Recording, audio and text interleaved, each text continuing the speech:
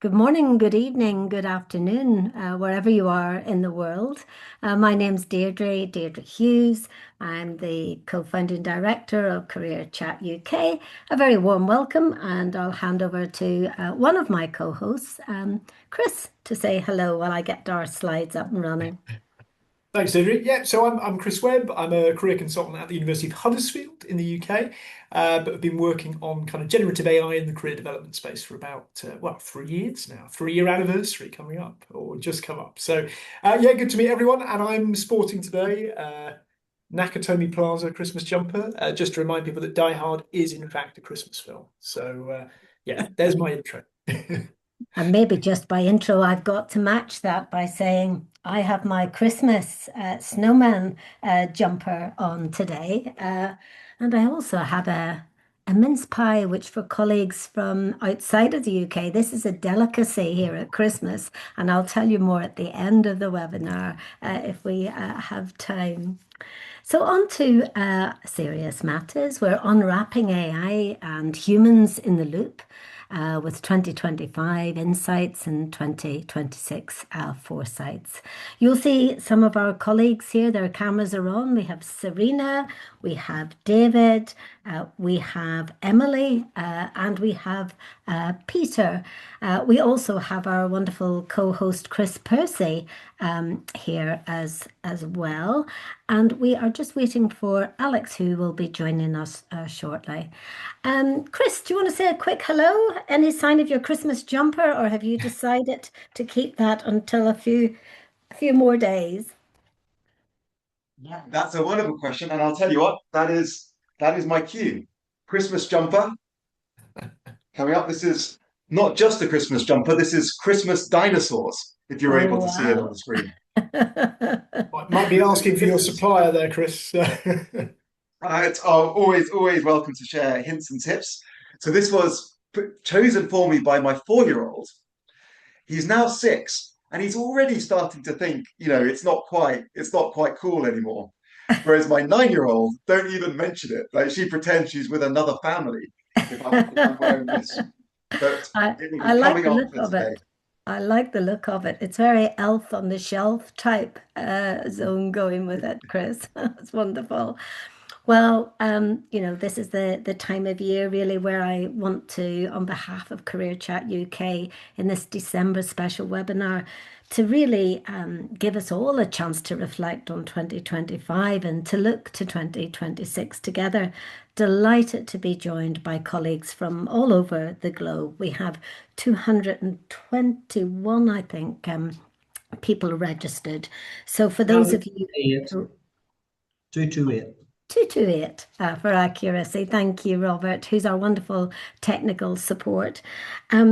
Really, just to say that whether you're watching live or whether you're maybe watching this recorded after the event, we're really delighted to be celebrating a holiday, which maybe you are about to do, or maybe in America you've been celebrating Thanksgiving. Or maybe you're just simply taking stock of where we are. And this feels like a perfect time to pause and reflect as we sort of move towards the end of the year.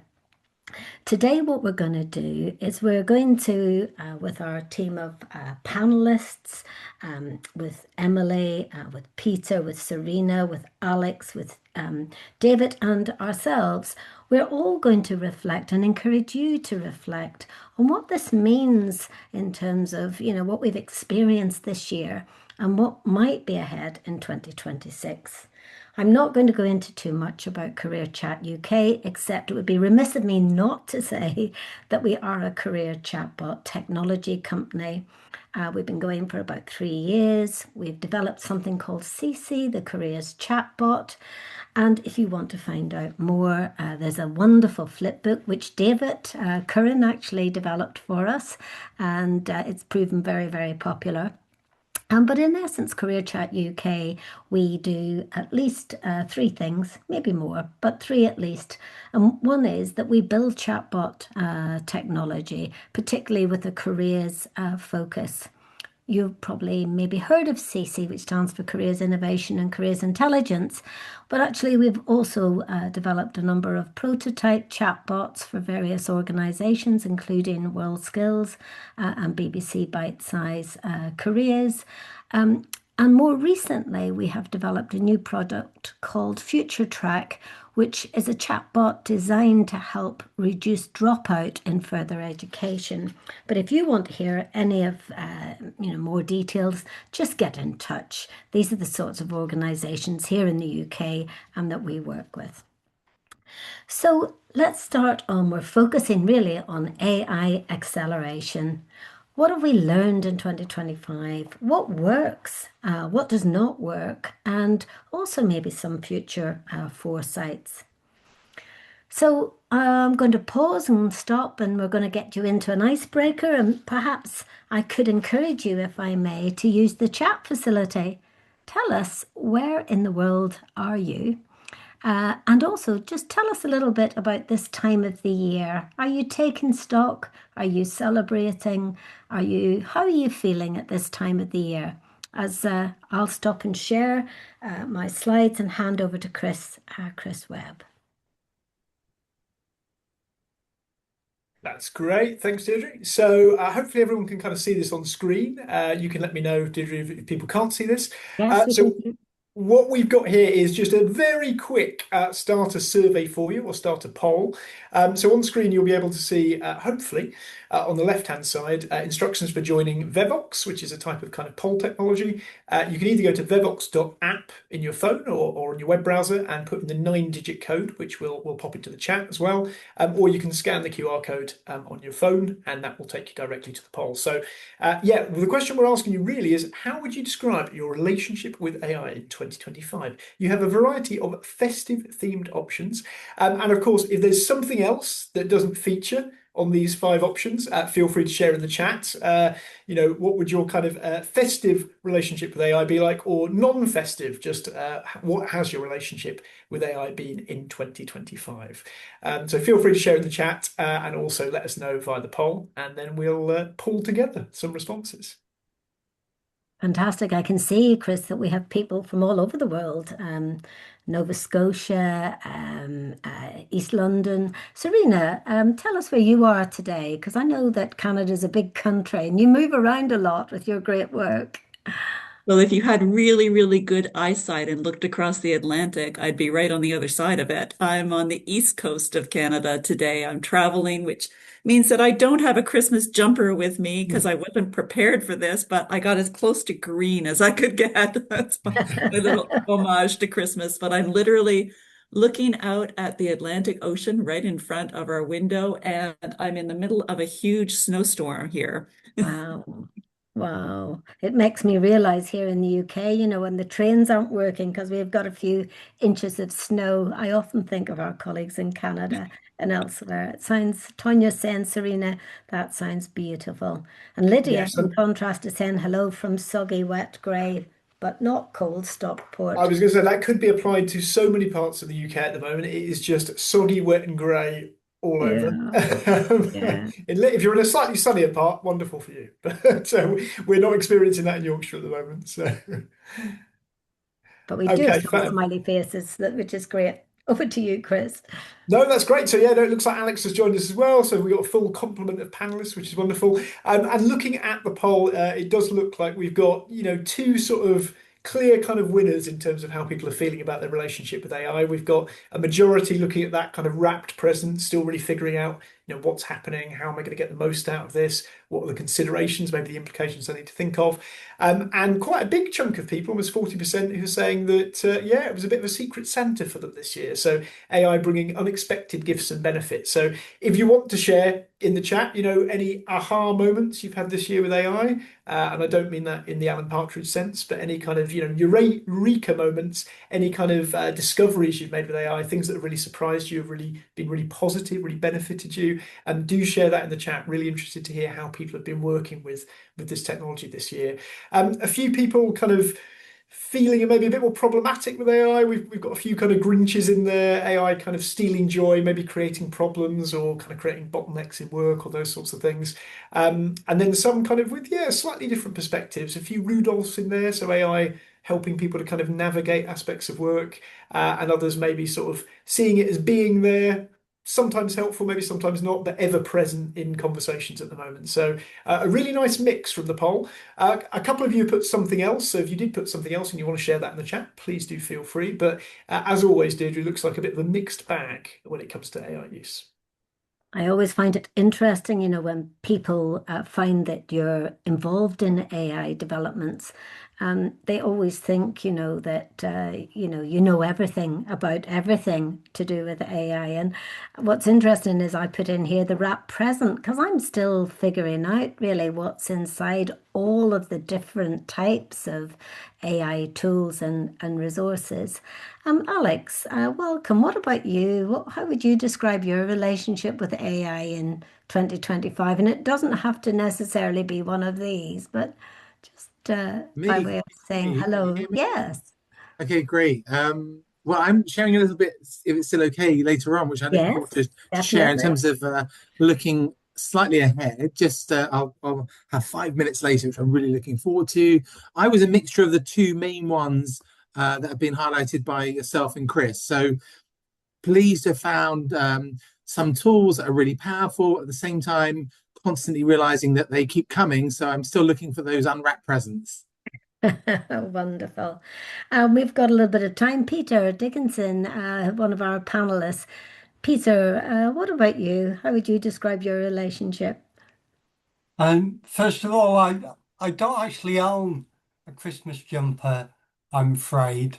And at the risk of antagonizing some people on the call, then I don't think Die Hard is a Christmas movie at all. So I'm Peter, it's sorry, set at Chris. Christmas. Yeah. Well, I just live up the road from you in Hebden Bridge, so yeah. So I love Christmas, but no Christmas jumpers for me, I'm afraid. Oh, And no Die Hard. Jennifer McKenzie saying, "Oh, controversial." So, Yeah. as every good facilitator will do, I think we'll move back to the slides and take a little look at what comes next. Thanks for that. Love a bit of provocation. Okay, just bear with me. Wonderful. So I think we're all experiencing different ways in which we describe our relationship with AI. One of the things that we wanted to do in this session is to make sure that you leave here with free CPD resources. So just ever so quickly, and this is by way of moving to introduce Serena and for her to have a chance to tell you more about what's happening in Canada. So first of all, I just wanted to say when we started this series, what we were doing was we were trying to, this was actually around Christmas 2023, we're trying to actually see what was out there. And the feedback we've often had for people who haven't really engaged in AI is that there's so many mind-blowing tools. And I think when we started, there was 120 that were identified by a colleague in Ireland, actually, who gladly shared this with us. And then what we then discovered this year was that people were asking questions like, for example, what's the art of the possible with AI? Or we had a wonderful presentation earlier on why AI experts are accidentally misleading educators. And our previous earlier webinar was all about AI literacy. And just the whole pace of change. So, we give you these things which you feel free if you haven't used them before. By all means, you can just come along, click on our webinar series, and these resources are free to you. Chris and I did a really interesting piece of work earlier for the Moresby organisation where we were looking at careers 2035 and what does AI mean for the future of career guidance. We're not going into that now today, but you can just visit our website and download this. It's a really, really interesting paper about different scenarios and also very practical observations about AI as well. Now, in this webinar session, please do feel the ground rules are there's no such thing as a silly question, and also use the chat if there are any particular questions or experiences. See this as an interactive CPD experience. So I'm going to hand over to Serena, who probably doesn't need much of an introduction. Serena is the Chief Executive of the Canadian Career Development Foundation, and I'm going to hand over her wonderful slides. Are you happy for me to drive the slides, Serena? Perfect. Yep, that's Lovely. great, Deirdre. Maybe Thanks. our others could just switch their cameras off as you're presenting. That would be wonderful. Thank you. Thanks so much, Deirdre. And I'm going to put in an advance request to be invited back for your Christmas edition 2026, because I have exactly the Christmas jumper that I know I want to wear. So it involves llama. I won't say anything else. You'll just have to wait till 2026 to see the full effect. So here I am on the east coast of Canada, and although I don't have my Christmas jumper, I am literally surrounded by a winter wonderland here. I'm right on the boardwalk on the ocean, and these are all photos taken from within a couple of blocks of where I'm sitting right now. Just gives you a sense of the whole waterfront is lit up, and the snow is coming down fiercely, and it really is a bit of a winter wonderland. So I'm feeling in the Christmas spirit with you. With the question that you asked, I do definitely feel like in Canada we have been unwrapping the gifts of AI and finding some real gems inside, but also finding a few lumps of coal, I will say. So just a quick overview of what we've been up to in Canada. We not too long ago created a new competency framework for professional practice in career guidance, a code of ethics, and launched a national certification. And we're now in the process already of making revisions specifically around the ethical use of AI and the competencies associated with that. So we're actively making revisions to our code of ethics and our competency framework. And then in partnership with the brilliant Deirdre and Chris, we are doing some work for an organization called Magnet, which is part of Toronto Metropolitan University, really trying to dig into AI in career practice. And so have conducted a literature review that really led by Chris and Deirdre, have done a survey of career professionals across Canada. And I'll tell you a little bit about our preliminary findings on that. We're going to be digging in a little bit more deeply, all in the hopes that we can be building recommendations and taking some next step actions in Canada to really push forward how we use AI and why we use AI in our practice. So we can move to the next slide. This just gives you links to what we currently have in place in terms of our code of ethics for career development professionals, our competency framework, and the national certification for career professionals that was launched just about exactly a year ago in December of 2024. The work that we're undertaking right now is to update both the Code of Ethics and the Competency Framework, which will then be reflected in the certification because it is a competency-based certification. It's been fascinating working in our little working group to unpack the gifts of AI, both really trying to articulate what are the principles that really need to guide effective and ethical practice in using AI in career services, and then breaking down what are some of the real guideposts that need to be in place. And so we have 4 key sections that will be added to our code of ethics, touching on professional responsibility.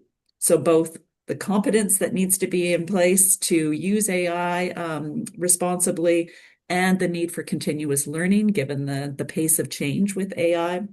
The second category of content is around accountability, and there's been some fascinating discussions around how to work in an environment where your employer may have policies and guardrails around what AI tools can be used. How do you work in that environment when you see that endorsed tools may actually be excluding clients or creating bias or unfairness, and the need, of course, for ongoing risk assessment. The third category is around accessibility and equity, and how to assess and mitigate that. And then, of course, security is the fourth. And the big overarching theme in all this work has been the need for ongoing professional and human oversight in all of this. So we can go to the next slide. And that really, I'm not going to really speak to this. This is Chris, Percy, and Deirdre's work, but it touches on some of the big themes that really are emerging in the literature. I think something that really struck me was the extent to which there's been a dramatic increase in just the amount of research and literature touching on AI and career services, literally just in the last year. So if we've focused heavily on 2025 research, I think some important things to consider, according to, I'm really speaking about your research now, Chris and Deirdre, but the need for more rigorous research. There isn't yet a lot of rigor in the research that's out there, and the research reinforces the themes that are emerging for us in our work on the Code of Ethics and the competency framework around the urgent need for training for career professionals, ethical guidelines, and human oversight. So we can go to the next slide. We did conduct a survey and are in the midst of moving towards interviews and focus groups with Canadian career professionals across the country. We had a great response rate. 370 career professionals from coast to coast to coast in Canada responded to the survey. The headline conclusion is that as a sector, we are neither technophobic nor uncritically techno-optimistic. So we are, I think, a field in transition in many ways. There's a real recognition of benefits, but also some very serious ethical concerns, ranging from, recognition of bias, exclusion, privacy misuse, inaccuracy, threat to human ingenuity and judgment, and then, of course, the impact on the environment. Again, that theme of an urgent need for guidelines and training support. The vast majority of career professionals haven't had no formal training when it comes to the use of AI, and certainly recognize the need for it.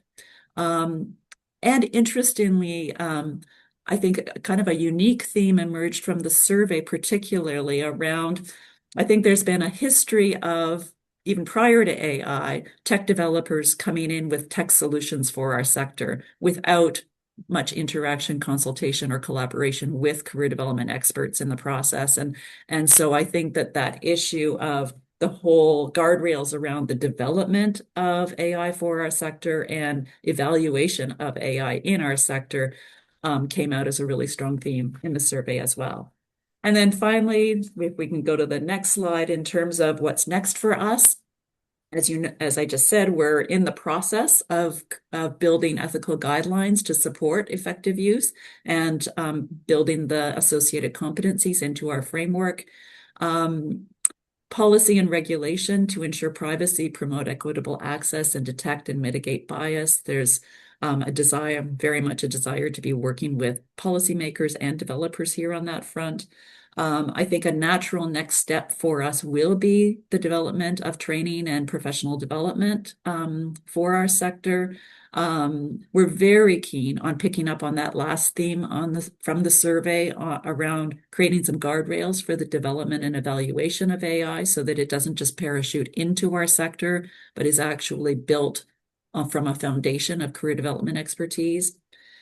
And then I guess the big overarching theme for us that touches on all of this is really trying as a sector to shape not just what AI is used, but why AI is used. I think with the pace of AI development, it's going to be very easy to fall into a rhythm of just just curating what's there and using it without taking a step back and thinking about what can AI do to really enhance what we're already doing, without replacing the critical value of services by qualified professionals. So that's a debate that will be ongoing in Canada and I suspect far beyond Canada as well. And look forward to continuing the dialogue internationally with you. So thanks. That's it from me. Oh, thank you so much, Serena. And it has been an absolute pleasure. Chris and I have thoroughly enjoyed working with you and your team. It feels like we're on a journey of discovery. And 2026 should bring lots of exciting new developments. So very much look forward to that. And I appreciate you making the time. I know that you're in between presenting and doing other things. Maybe just to say to our audience, if they have any questions for you, if there's a quick question you've got, do put it in the chat. But you will have Serena's contact details afterwards. And Serena, would you be happy to respond if anyone does want to get in touch with you? Absolutely, absolutely. Fantastic. And the feeling is very much mutual. It's been a joy working with you, Deirdre and Chris, and look forward to more. Great, fantastic. Well, thank you. Thank you very much. And it's a nice link now over to Chris. And happy Christmas when it comes, Serena, to you and your family, and Happy New Year. Chris, I am going to hand over to you, but I just had to share this because I was in my local IT store recently and I saw the Meta glasses, the Ray-Ban glasses, with this big banner saying, just ask your AI glasses. And I expected that perhaps these would be very costly, and I think they weren't very costly at all. So it just made me feel 2025 when you and I started looking at the beginning of the year. There was no sign of AI glasses in our supermarkets or our stores. So things definitely have developed. Does anyone else on the call, perhaps in the chat, do you have such glasses, or have you come across similar new tools or devices that have come along in the last year? And without further ado, I'm going to hand over to Chris. Chris, would you like me to share your slides, or would you like me to hand over for you to share your slides? Yeah, well, keep you can share them, but keep actually. I'll tell you what. Let me take over. Okay, I'll take you're over the going to slides. So. stop the share. And just, yeah, Janina said, I have one question to ask. Where would you start if you're a novice in using AI in career guidance? And what would be the successful way of starting this journey? What questions should one ask at the very beginning? Let's hold that for our panel. And then I'm sure Chris Webb, Chris Percy, and myself will also have some pearls of wisdom on that. So great question, Janina. We'll come back to that towards the end. Yeah, agreed. So, yeah, I want to think outside of, I'm building really on these glasses examples. I want to think outside of career tech for a moment and think about, what's changed, what's working, what isn't working in AI generally over the last 12 months. And we've definitely seen a big step change in capabilities, but we are well short of the hype at the end of 2024. So let's start with what has made impressive progress. So capabilities and uptake. I mean, you can now put an entire book in the context window, and by that I mean the information that a chatbot has to read at once when it answers your questions. You can upload hundreds and hundreds of pages in a PDF and ask questions about the book, including what page numbers, verbatim quotes, and so on. And it's genuinely pretty effective. You can take videos, or in fact, you can even just do live video of a broken washing machine and ask for advice on how to fix it. And those are both things that I have done this year and genuinely found helpful. It's a 700-page book and a broken washing machine. Then we've got things like multimodal reasoning and robotics, which this starts to close the gap between what is very abstract on the screen, abstract text on the screen, and something that feels a bit more human. So I was sort of debating whether or not to do this. I think I will. At the moment of the crunch, I will do this. Let me see if I can bring up the slides at this point. Let me check this. There are these Will Smith videos. Has that come up on the screen? Two Will Smith faces. Yes, we can see it. Right. So this is somewhat endorsed by Mr. Smith himself. In 2024, he made a parody of it. But in 2023, this is what video looked like. And this is Will Smith eating spaghetti. It was a very sort of famous example. And then in mid-2025, it had upgraded to this. And you could probably study the video on the bottom right, and you could spot things that look a little bit off. But do you know what? It's pretty impressive, isn't it? I would challenge anyone on this call to look at mid-2025 and not at least be a little bit impressed by that. But let's stop that because there's only so much I can look at that before my eyes start to bleed. Another part of capability development, much more chart friendly, much more easy on the eye, is the first ever model. This is just last week. The first ever model topped 50% on this abstract reasoning, the ARC AGI2. It's a visual reasoning benchmark. And this is, you can see Gemini 3 Pro up in the top right. And it's topped 50% accuracy. I'll show you an example question in a second. And it did that for $30 per task. For reference, a human panel could do all of the tasks, not necessarily every individual human, but a human panel could do all of the tasks for about $17 per task. And the rate of AI progress here, a lot of this has happened in the last year and a half. It's really rapid. Let me show you one of the questions and you'll see what I mean. They're almost designed to be tricky for reasoning models, but quite easy for humans. And the basic idea is, you look at something that by eye, you can kind of see that these colors on the left-hand side of this red bar are sort of being repeated on the right-hand side, but with a bit of a gap in between them. And you're meant to figure out the pattern and do it on the right-hand side. Not easy, but humans with a little bit of effort do tend to do it. And $17 per task, it might be taking people a few minutes to figure it out. Don't worry if you can't get it straight away. I won't accuse you of being a robot, but this is the sort of puzzle. They are tricky, and the bots are at 50%. So capabilities improving rapidly. Uptake is also increasing rapidly. So this is sort of a long-running survey, going back, well before the ChatGPT era for usage, McKinsey survey usage within companies. And we are well past saturation sort of level here. You've got 80% more or less using generative AI at work. So whether it's images or chatbots, and we're almost at 90% for using AI somewhere else. Like this is sort of mainstream, really. There are some other sort of powerful trends that over the last year have started to come out. One is on device. So if you're anything like me, you use AI through the internet and you're querying some server that may or may not be in another country. But there's been this shift to on-device AI. This is often better for privacy. And there's organizations like the Ottomans Institute that are using this technology in lower income countries with weak internet connectivity. But there's also these motivations around customization and privacy. Diversification is part of the picture as well. By some reasonable measures, there's a couple of thousands. There's a few thousand models out there. And I could only sit down and name a dozen, but there are thousands out there. So there's a real diversification in the field.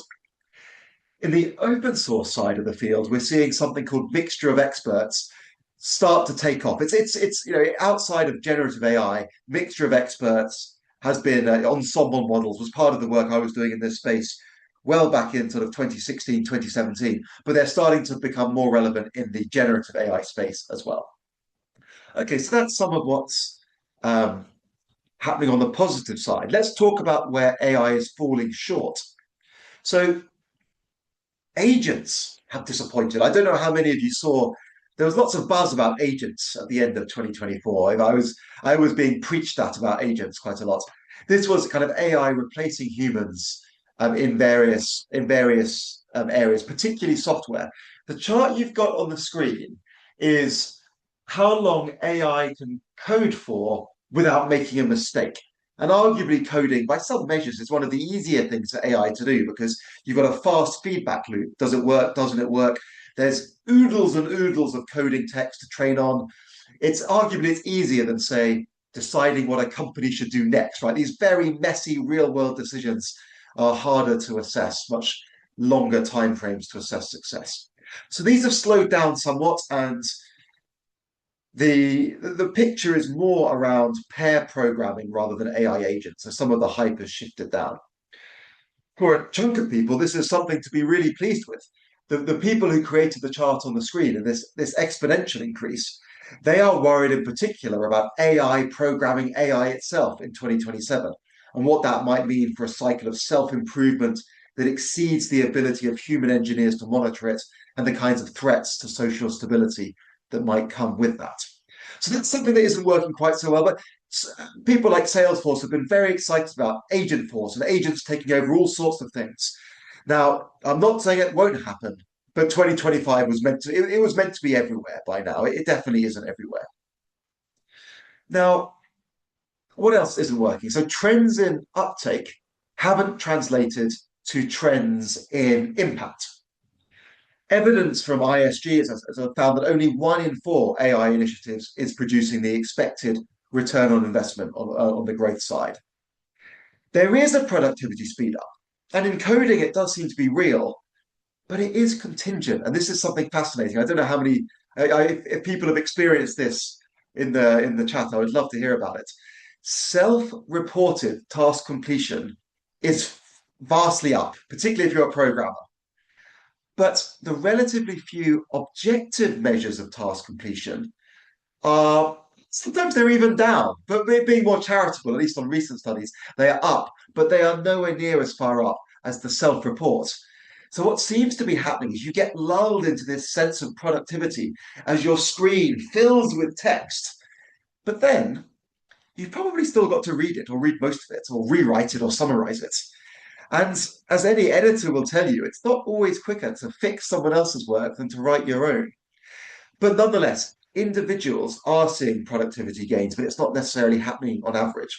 So this gets to the point around training that Serena raised.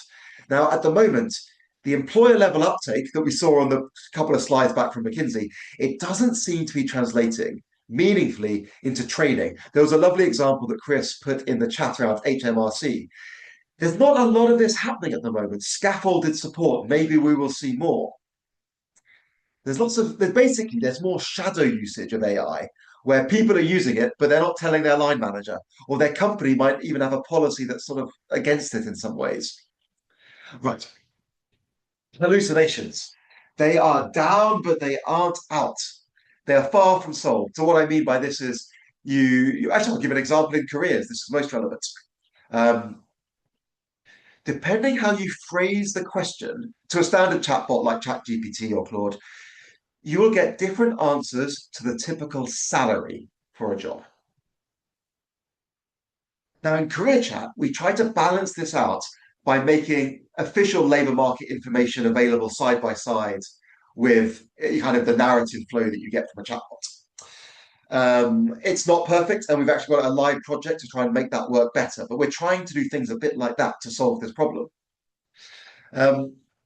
What's worrying, though, is the hallucinations are becoming more subtle. So they are less frequent.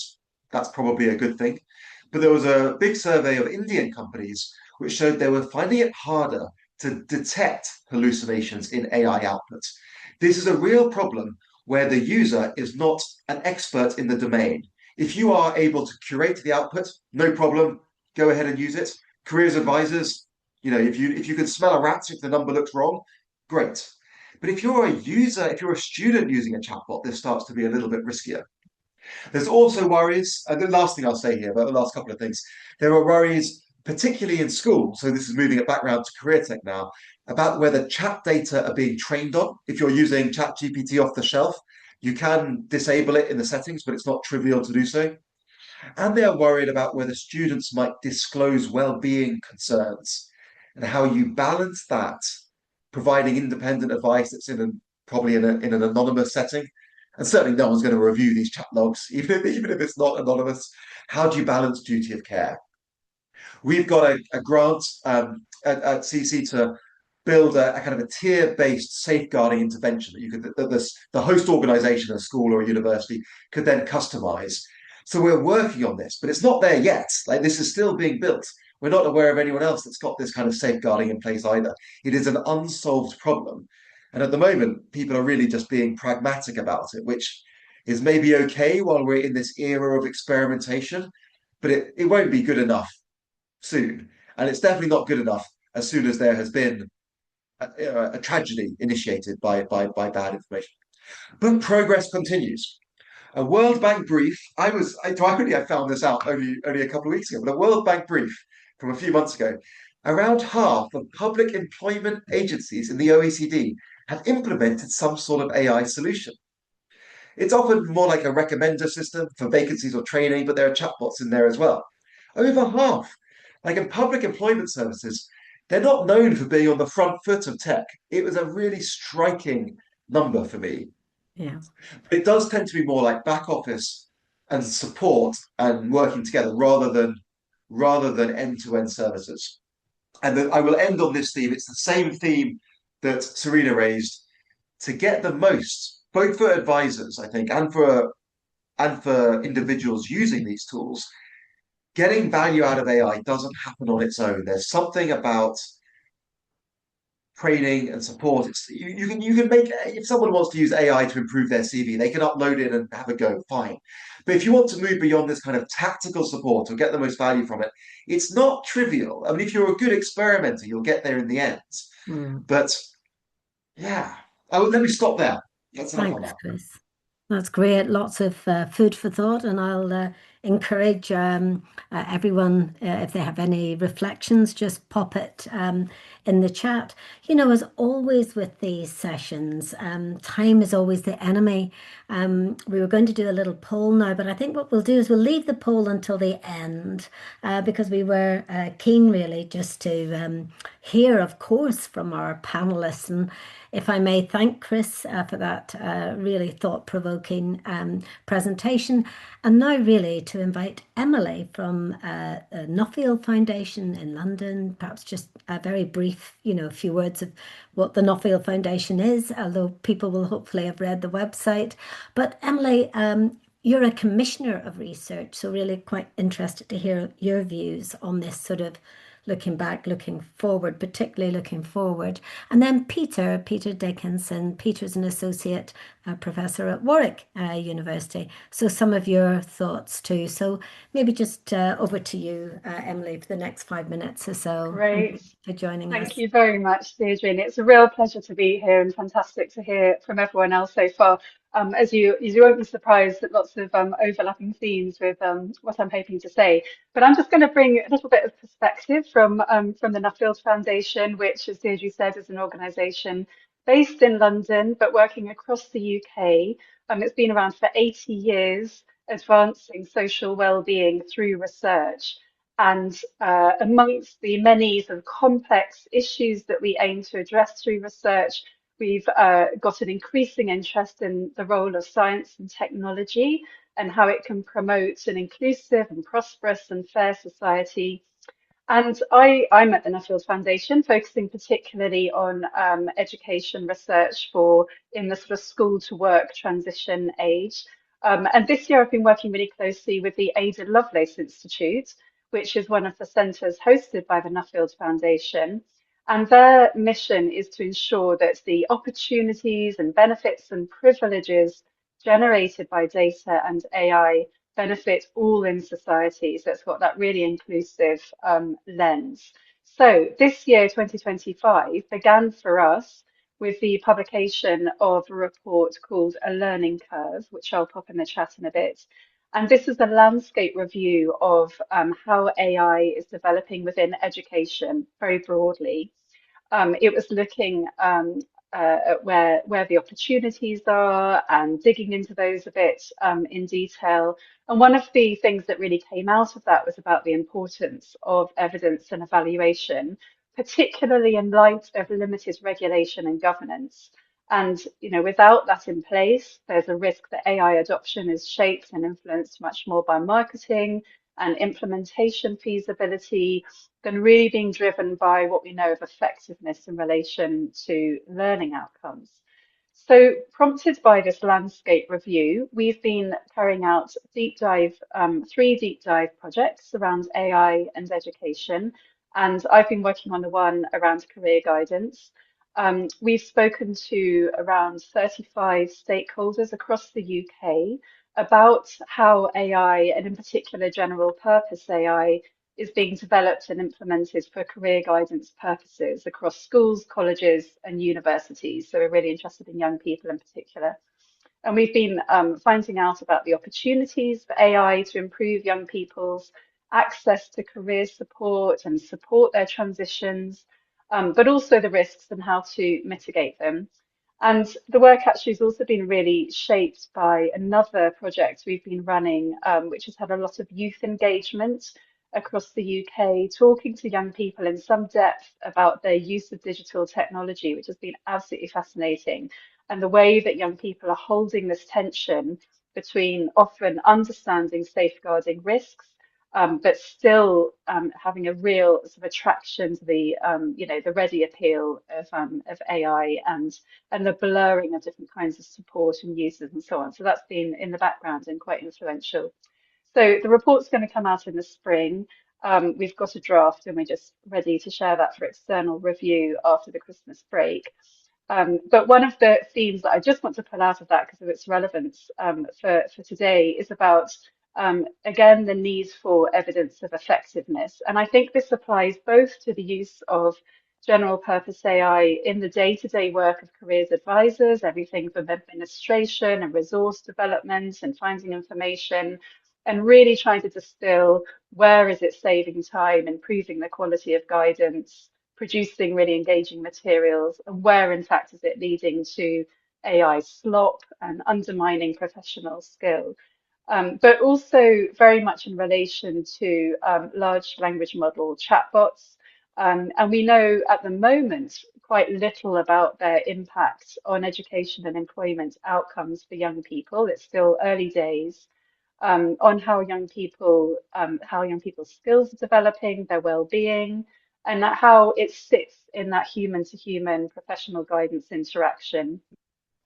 But being researchers, we recognize that building this kind of evaluation evidence well is really challenging, given the pace of technological change, and also, as always, the time needed to capture the medium and longer term outcomes for young people and the very multifaceted nature of what career guidance is trying to do. So this is not at all straightforward. And it's really within that context that we were really delighted to receive the application from Peter and Deirdre and Chris here today to trial an assessment protocol which responds to some of these issues. So building a framework for evaluation. So not just evaluating one tool, but trying to put in place a framework that will guide how we think and go about evaluation around these tools on an ongoing basis and based on sector consensus. So I'll leave Peter to say a bit more about the detail of that. But just looking ahead to 2026, I've got my hopes are that we'll be having more conversations around purpose-led use of AI, taking into account the views of young people, and really using these to shape tech development and implementation and bringing some discernment about where use of AI is helpful and in particularly for whom, and making sure that we approach that through an equality lens. Secondly, I think my hope is around workforce development. I think there's a real need for that in relation to ethical use of AI, that understanding of how the labour market's changing in order to be able to guide young people, helping young people develop the kinds of skills they're going to need in an AI-infused workplace, and also really importantly, navigating AI recruitment, which I think is changing quite fast at the moment. And then finally, I hope that we'll be building an expectation of evidence around AI before launching into adoption. So those are my key thoughts. I think there might be some real interest here in the wider work of the Ada Lovelace Institute, so I'll pop a few links in the chat for people to follow up with afterwards. But I'll hand over to Peter. Thank you, Emily. Hello, everybody. I'm Peter Dickinson at the Institute for Employment Research at the University of Warwick, and we're delighted that Nuffield has funded this study to develop an assessment protocol of the use of AI in careers advice. It's a 2-year project beginning in January, and so it will finish at the end of 2027. So it's really about how do you evaluate and monitor the effectiveness of AI careers chat tools. And the focus is on 16 to 19-year-olds who are uncertain about their future careers and pathways, and how AI is used to support them, which tools they use. Do they use it in conjunction with careers advisors or any other people, family and friends, in order to inform them about their careers advice and the effectiveness of the advice that it comes up with. So there'll be an advisory group that will be set up initially, and that will cover all the main stakeholders that are involved in the sector, including beneficiaries themselves, but also careers advisors and people who develop these AI chatbots. And then there'll be a large evaluation element to the project, including field trials and trialing the assessment protocol alongside how AI is used in practice. So that's and it's been undertaken with Chris Percy and Deirdre Hughes, so I'm really looking forward to working with them. So that's really a quick guide to what's going to happen. So I don't know, Deirdre, if Yeah, you want that's to add great. anything to that. Well, thank you. Time is always the enemy here, and thank you so much for keeping to time, both of you. I think what's great is that a lot of people who come to our webinars are teachers. They're working in education systems, and I'd like us to have time now for Alex Sarifa to say a few words. I'd promised 5 minutes to Alex and 5 minutes to David. David's got a couple of slides. So let me, without further ado, just pass over to Alex. And Alex, just over to you to share a few pearls of wisdom. And you've been a very busy man over the last year. So tell us what your insights are. Thank you so much. Haven't used Zoom for a long time. Really enjoyed what everyone has shared with so far. Deirdre, are you able to see Yes, we can my see screen? fine. Thank you. Wonderful. I've become a Teams man like these days, so it's a struggle. So I have 5 minutes only, and I will stick to 5 minutes only, which is unlike me, but want to respect the time that we have. So Deirdre asked me, who I've done a lot of work with for a few years now, and Chris, who's just fantastic, and beginning to do a little bit of work perhaps with Emily and others, and it's great to collaboratively be exploring this space. The question was posed to me, where is AI heading in 2026 and beyond? So I'm going to leave the and beyond bit because no one can really be absolutely certain about that. But I'm going to do the 2026 bit, if that's okay, Deirdre. And I've got a few points. So number one, there'll be no slowdown, unfortunately. And actually, one of the issues with research, I'll be honest with, is that research studies struggle to keep up with the pace of acceleration. And so what you're measuring is also passed by the time you publish a 2-year study. And this is a real challenge that Professor Ethan Mollett often talks about. Unfortunately, next year won't give us any breathing space. There will be no slowdown. So there'll be more confusing speed. And it is at such a pace now that no one individual in the world, Chris did a great job there and clearly in the weeds in great detail, but even Chris will acknowledge that it's impossible to be across all the papers that come out. It's just crazy. And that's why we need to work collaboratively, as we are doing, for example, with these great webinars that you routinely hold, Deirdre. So thank you so much. So the speed of change is just basically a constant torrent, a supersonic tsunami. And, even people like Demis Hassabis say he can't keep up just internally within Google DeepMind. So this is what we're confronted with.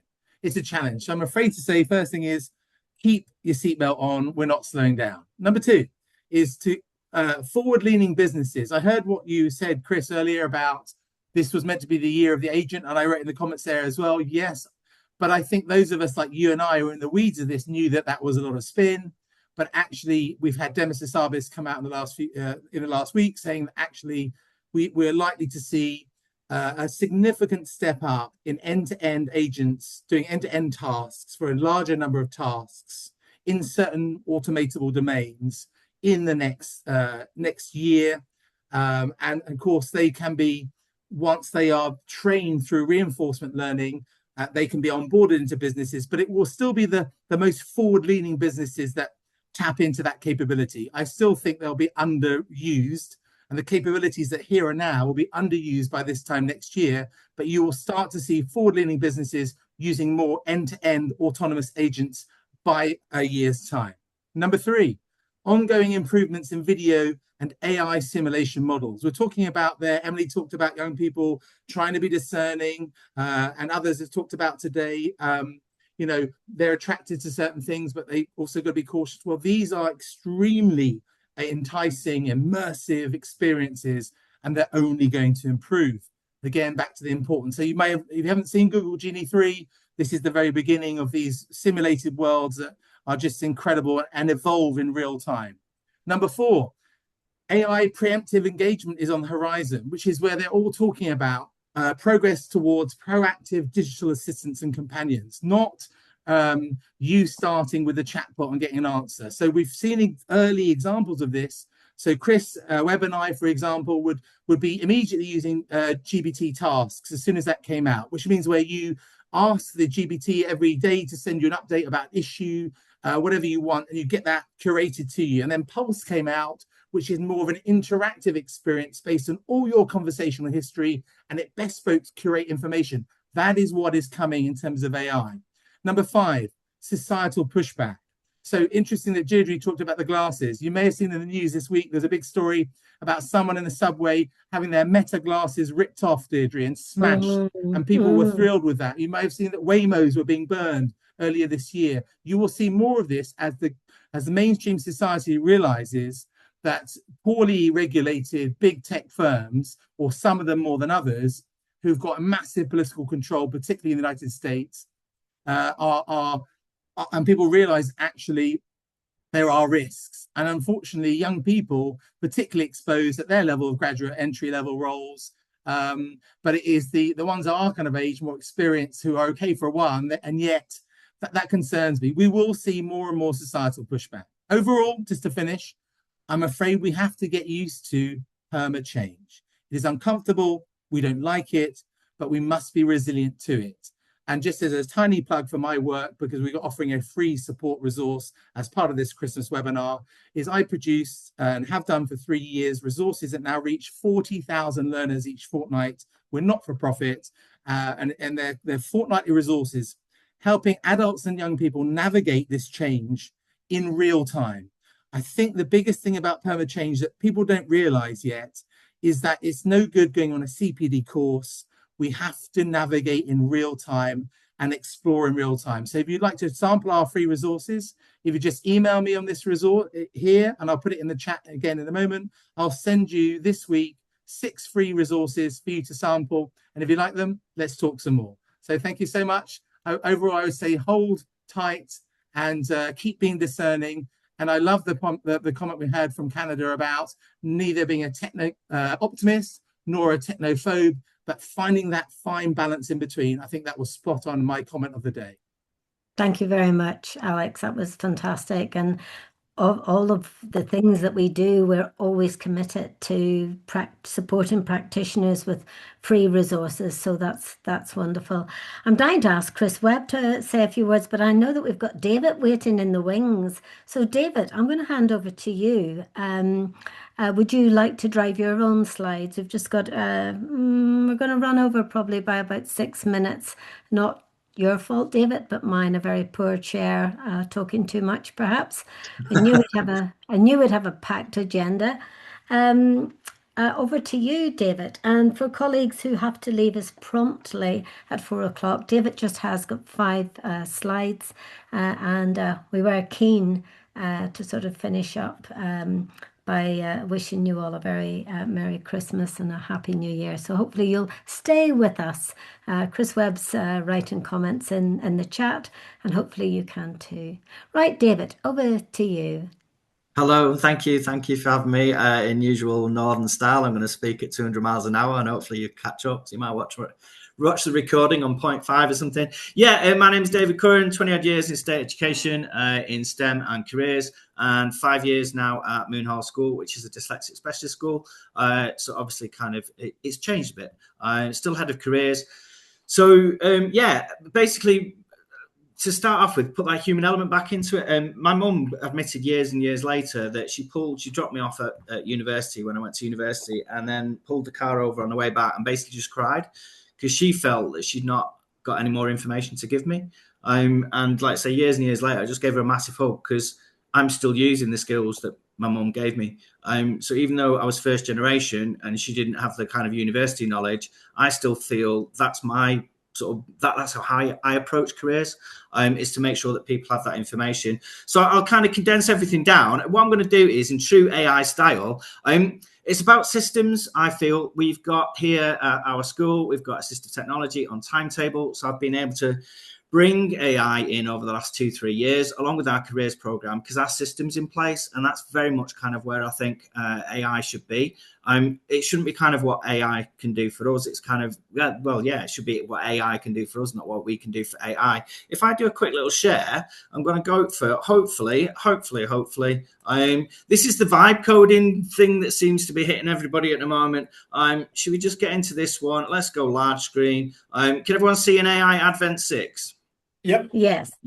Excellent. Right. So this is my little Christmas tree. This is my top 10 6.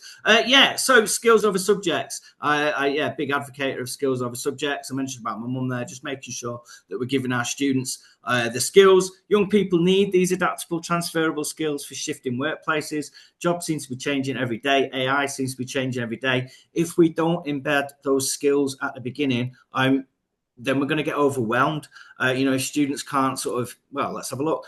Learn not to put personal data on AI, definitely in my top 5 there. Yeah, so it's not safe. If it's not safe for open discussion, then it's not safe for AI tools. Make sure we validate everything. So as careers professionals, I feel sometimes we become AI teachers and AI trainers. If we're going to show them how to use our chatbots or how to use large language models in order to be able to research, then they need to know about bias, they need to know about hallucinations. And sometimes that falls on us rather than parents and carers or schools. In my top 3, access for all. A design for all, benefit for all, inclusion begins at setup. I work with CC Career Chatbot now, and great team here. I kind of got there through the back door, creating our own dedicated futures bot, careers bot here at Moonhall. We've got to make sure that kind of access for all. If you're prompting, if you're building those prompts, make sure that everybody has access, lowering the barriers for everybody. In my top 2, systems over tools, and I'm not just talking about digital systems here as well. More and more, I think there's so much more information out there. My mum said she didn't have the information. I think nowadays students have got not too much information. There's kind of a dearth of information, so they've got to be able to sift through it. So we've got to make sure that parents and carers, it's never really changed. I don't see 2025, 2026 as being any different. We've just got a new tool. We've got to have the system, we've got to have the backing, the school backing, us as career professionals. And then my number 1 tip for 2026, keep the human in the loop. Like I say, big advocate for AI, for digital skills, for careers chatbots as well. But always keep that human in the loop. People provide the context, nuance, and support that AI cannot. That's me, and I think I kept within my 5. You're a star. Thank you, David. The star on the top of the Christmas tree here. And what I love about your work and Alex's work is that you've got such a lot of experience using different tools alongside with Chris Webb as well. And I think really what you're demonstrating for me really is that when I started teaching, it was acetates on a PowerPoint. That's how old I am. And now there are just so many tools where, Notebook LM, I put in the link. It's just mind-blowing where you can make a video, condense a report, create an infographic, etc. So I think we probably need to sort of bring this session to an end. Chris Webb, any sort of final reflections for you before I sort of just show our final slides and we talk about mince pies very, very briefly. Yeah, I think the general reflection is it's still very messy, as a number of our kind of speakers have alluded to, and I think this is probably kind of quite a big takeaway, not just from 2025, but the last 3 years in general, that no one has got a one specific playbook for how we kind of navigate this. And as Alex mentioned, this is why the collaborative aspect is so important. I think Catherine Jennings mentioned in the chat, is there quite a lot of assumed knowledge about young people using AI? I would certainly agree with that based on my experience. It's certainly not that all young people that you work with are positive about AI. There are lots of concerns, but also there's that tension, I guess, as careers professionals that we are having to prepare people for entering a world where we know AI is going to be ubiquitous, and actually it's how you sort of manage and balance those tensions. So lots of great stuff in the chat around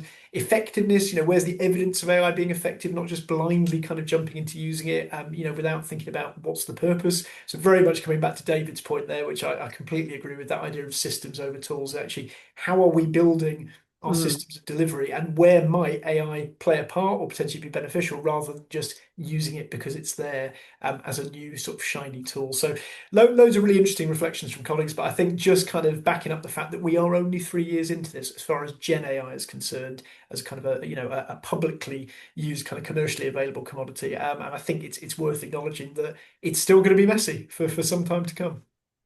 Absolutely. Well, look, I think for everyone who's been here today, hopefully, we've got our brain cells working now around 2026. There's going to be a lot happening, and we're going to have to make a lot of sense around it. That's really why Career Chat UK, we are researchers as well as tech innovators.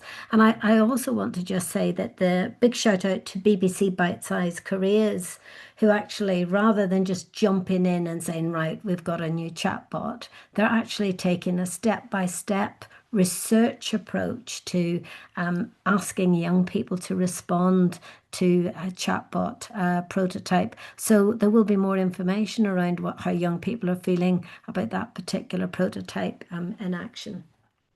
Just want to finish because at this time of the year, there's a lot of terrible things going on in the world, and there are a lot of people who are suffering for various reasons. And here at Career Chat UK, our values are very much rooted in communities and people. So I want to just very quickly, a big shout out to Kathy Brown, who's walking the length and breadth actually the length of England, I should say, in April next year. And this is really for a charity called Hope Against Cancer. And we're supporting that. We're sponsoring one of the many sponsors that Kath and her husband, who are doing the walk, will have. But if you feel as though you might want to make a small donation towards making a difference, this is £250 will pay for 10 hours of a specialist Hope nurse at Leicester Royal Infirmary. So we're very pleased to be supporting Kathy. And you never know, might get my walking boots on and meet her part way. So we come to an end. I asked Notebook LLM, actually, I asked Notebook, what's the perfect mince pie, this delicacy here that we have in the UK, of which they're not very healthy, but I seem to somehow eat a lot of them from the beginning of December right through until the new year. So it told me what the anatomy of a perfect mince pie was, and it actually gave me a wonderful graphic in just a few minutes. So you never know, you might want to try out how to make the perfect mince pie. Here's our infographic. Really just to say, this is not a Happy Holidays image generated by AI. It's by Sabrine Deriani from FreePic, and really just conveying that sense of happy holidays. Thank you so much for the support that you give. Thank you very much to all of our speakers today. I knew we were packing a lot in, but I hope that you'll leave today's webinar knowing that there's lots of practical support and tools. We are here to listen to you, to share our views. And in the words of a careers advisor, professionally trained, if I don't know the answer, I probably will be able to find someone who can assist. So really just to say, stay on the journey with us next year. Lots to research. And don't worry if you're one of those people at the very beginning, you think, I haven't started with this AI business yet. See us all as a community of practice. And if you're at the other end of the spectrum, then just keep sharing that intelligence. Chris Percy, Chris Webb, final thoughts from you. Nothing from me. Just thank you very much and a happy Christmas. Yeah, I think you've summed it up nicely, Deirdre. Obviously, everyone on the call, stay in touch. Get in touch with us on LinkedIn if you're interested in any of these conversations. And yeah, have a lovely period over the next kind of month, whatever it is you might be up to. And we'll send the recording out and the slides to everyone who's attended today. So thank you so much. Take good care and very best wishes.